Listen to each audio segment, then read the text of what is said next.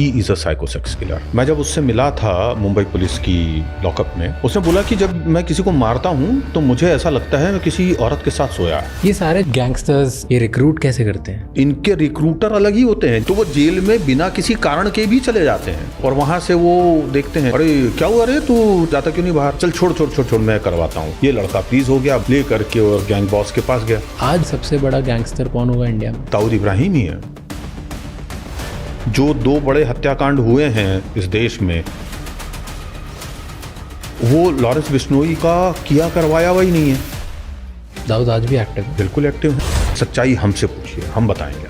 How much do you think Dawood Ibrahim earn करता था? दाऊद इब्राहिम जब मुंबई में था तो कमाई उसकी 2000 करोड़ रुपए साल की होगी। किसी से डरता था दाऊद इब्राहिम? दाऊद बहुतों से डरता भी था। शारजा के बाद दाऊद इब्राहिम को कहीं फोटो ही नहीं था। आपके पास इतनी लेटेस्ट फोटो आई कैसे? आगे बढ़ने से पहले इस चैनल को सब्सक्राइब कर लीजिए ताकि हम आपके लिए इसी तरह से और इंसाइटफुल और बेहतर पॉडकास्ट बनाते रहें। एंड इस पूरे शो का ऑडियो एक्सपीरियंस स्पॉटिफाई पे अवेलेबल है, जहाँ पे आप हमें फॉलो कर सकते हैं। Enjoy the show.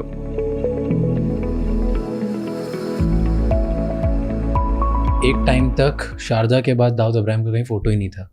आपके पास इतनी लेटेस्ट फोटो आई कैसे? वो भी कराची की थी शायद, राइट?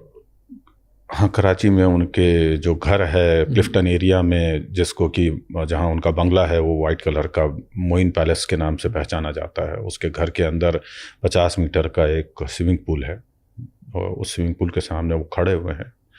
सफ़ेद रंग का पठानी सूट पहना हुआ है और काले रंग का कोट पहना हुआ है। वो तस्वीर है। वो कोई बहुत बड़ा काम नहीं था वो, लेकिन हाँ ये है कि उसका एक सेटबैक ये रहा कि जो एक बहुत बड़ा सोर्स ऑफ इंफॉर्मेशन था वो मेरा कट गया उससे।